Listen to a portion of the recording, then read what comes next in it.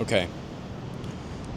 There's been something that's been happening to me recently, and I want to talk about it. Every time I have a day off from work, every time I have a day off in my very busy schedule, there's this thing that happens where I wake up in the morning, I go and make my cup of coffee, and I'm met with this overwhelming fear of the potential of the day. Now, it's not that I'm scared of something bad happening. It's not that I'm scared of something going wrong in my day. It's more this feeling of no matter what I do, I'm somehow going to waste the time that I have. If I know I'm going to have a day off, let's say it's Monday, and my day off is going to be Friday, I'll be thinking about Friday for the whole week. I'll be thinking about what I'm going to do on my day off, where I want to go, how I want to spend it, and how I want to be productive. And then there's this pressure that happens where I put so much pressure on the day. When the day finally comes, instead of doing something, often more times than not, I do nothing. Pretty much every morning I start with the same thing, a cup of coffee. The cup of coffee has really instilled a sense of structure into my day, a sense of routine, and it's been really helpful. It's been really grounding. But one thing I've noticed that happens is during the countdown of every sip that it takes to get to the bottom of that cup of coffee, I get a little bit more scared because I know after that cup, I've got to go and do something with my day. Every time I drink that cup of coffee, I know right after I have to make a choice. And there's this moment where I'm frozen, staring at the cup of coffee, and my head is running with ideas of what I could be doing. I'm running through the potential video ideas or how I want to spend my morning going to the beach, doing a cold plunge, because then I'll feel good and productive. I don't know where this comes from, but in one of my last videos, I made this statement, and the statement was that I am terrified that I will amount to nothing, that I won't achieve anything, and I won't mean anything to anybody. I wonder where that comes from.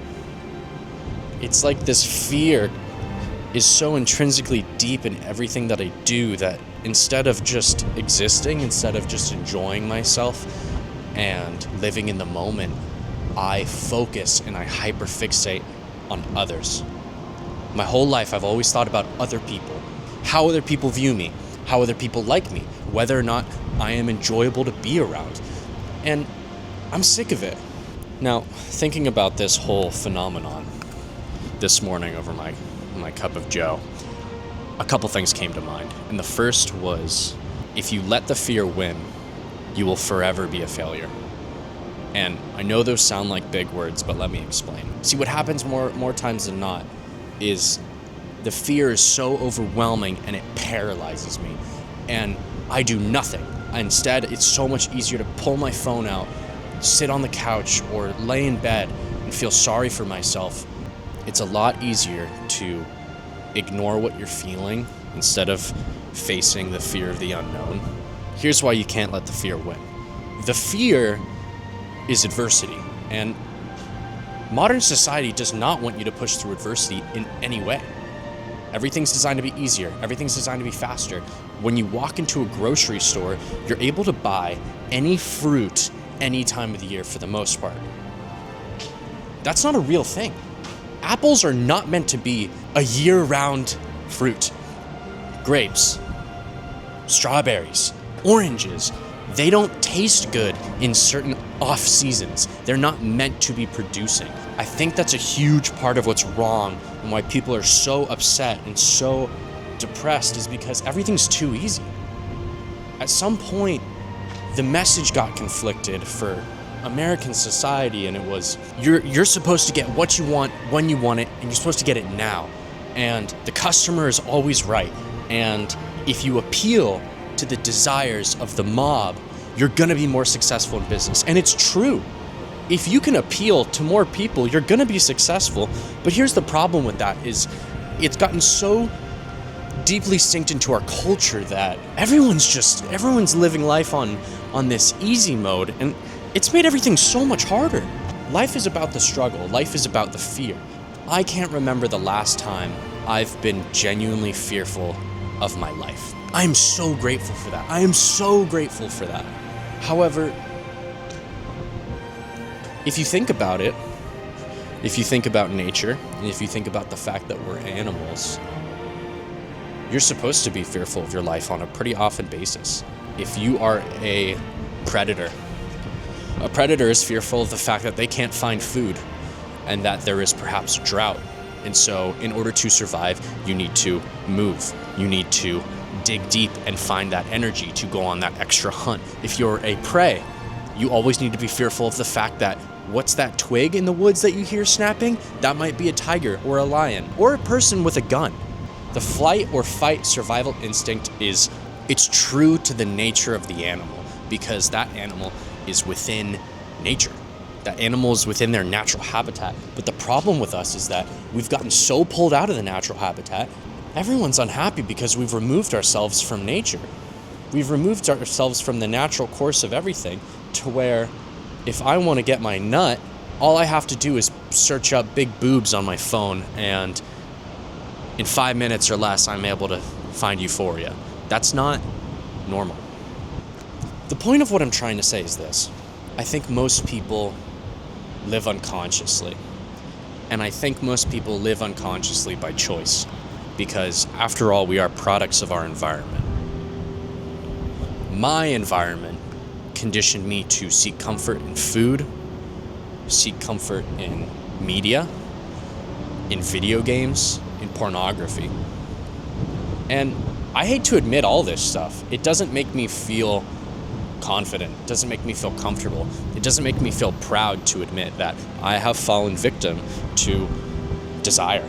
And I've fallen victim to trying to solve my problems by avoiding them. It is so easy to let your fear win that it is unfair. And I think that is a huge problem. You can't let the fear win. Because if you let the fear win, let's say you decided you were going to take cold showers. I've done it before. I've made the promise to myself that I was going to take a cold shower every day for a month to see what happens. I can't remember the last time I've done something every day for a month because every time after a day, after 5 days, 10, 15, I give up and I just say, you know what? It's unrealistic. I'm being so hard on myself. Who's really going to be taking cold showers every day? So let's say, for example, just for the sake of the argument, you decide you're going to take a cold shower this morning. You're building up to the shower. You're thinking about how cold it is because outside it's 30 degrees and therefore the water is absolutely freezing. You're tired, you're groggy, you don't want to do it. And so rather than take the cold shower, you take a warm one because after all, nobody's going to know. You're never going to think back about the shower that you decided to skip, right? Right? You're not. But what's going to happen is you're going to lose respect for yourself. If you give up on yourself in a moment, that doesn't matter. If you don't show up for these small moments like making your bed, taking the cold shower, choosing the healthy option instead of the unhealthy one, going on a run, going on a walk even, what happens is these little things add up. If you can't show up for these small little decisions, how can you expect to make a decision and trust your gut in a moment when it matters? And I'm talking about those fight or flight situations. Do you think a deer out in the woods is hurting itself in any way? I don't. A deer is 100% connected with its environment, eating the right foods, resting the perfect amount of time to recover every day, hydrating, and moving. I don't know many other animals that actively hurt themselves like people do. And if you think about that, that's pretty profound. And it's scary. You see, here's the thing. I've noticed this thing that's been happening since I've started to make decisions that are good for me, even though I don't want to do them. When I'm sitting there, anxious on the couch after a long day of work, and my head is still spinning because I know I haven't gotten my exercise in or I haven't gotten my run in, when I decide to go on that run, despite it being cold outside, despite me being exhausted, despite my body hurting, it instills this trust that in myself that I can make those game time decisions when it matters. And that applies to the fun parts of life. I used to fear women. I really did. It wasn't that women scared me, but it was the idea of women that scared me because I put women up on a pedestal. I thought, I'm a young guy. I need to have a woman in my life. I need to be sexually active. I need to be engaging with the opposite sex because that's what I'm meant to do. And it is. But here's the thing. Since I've started making those game time decisions in the small aspects, in the micro, the macro gets far simpler because I can trust myself and I can trust my intuition. When I met with a woman out at a bar, she's beautiful, right? Oh my, gorgeous woman. And she stares at you and pierces into your soul. Rather than feel insecure, I feel secure because I'm doing everything I can in my power to better myself. And I can trust that if I'm doing everything in my power to better myself, I'm a perfectly suitable match for whoever. Whereas if you're not living at integrity with yourself, you're forever going to be doubting whether or not you can do it. Like, how does it make any sense to think that if you're not trying your hardest every day to get closer to wherever it is you're meant to be, how can you expect to be valued by anybody? And I think that was my biggest fear all along. I fell into such a depression and I thought that something was wrong with me. I thought that, I don't know what I thought. I thought a lot of bullshit and I believed a lot of lies. And you can't let the fear win because it'll kill you. You know, there's 3 words that come to mind when I think of the fear of potential. It's I should, I would, and I could. Historically, I have been afraid of what if. The vague, never-ending idea of what if. What if I fail? What if I succeed? What if things go wrong? What if things go right? When I think about what's the solution, it's to just do. My best friend Alex had this thought, and it was, you know, it's not mind over matter. It's matter over mind. At first I was like, what are you talking about? He said, your mind is going to be lying to you 9 times out of 10. Your mind is going to be telling you, I don't want to wake up at 6:30. My bed's so comfortable. I'll do it tomorrow. What if I put in all of these hours and I still amount to nothing? And that's all your mind. When you think about matter over mind, it's, okay, no matter what my mind's saying, I'm going to wake up tomorrow at 6:30. No matter what I'm trying to tell myself, I'm still going to work out today. And I think that's what it is. Making new agreements with yourself and understanding what's at stake. At the end of the day, you can either let your fear win or you can just do it. And you can matter over mind it. You can push through because that's what life's all about. It's the adversity. It's despite the challenges, I rose up and I accomplished.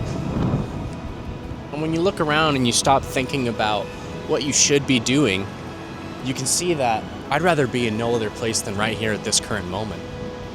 And maybe that's not true for you. Your life sucks. You really think your life sucks. And you think you could be doing better. You should be doing better.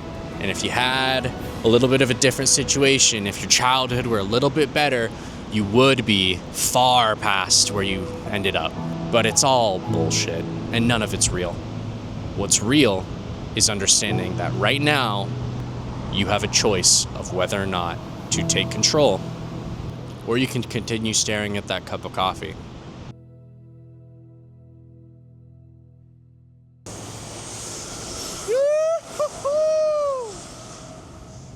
Beautiful.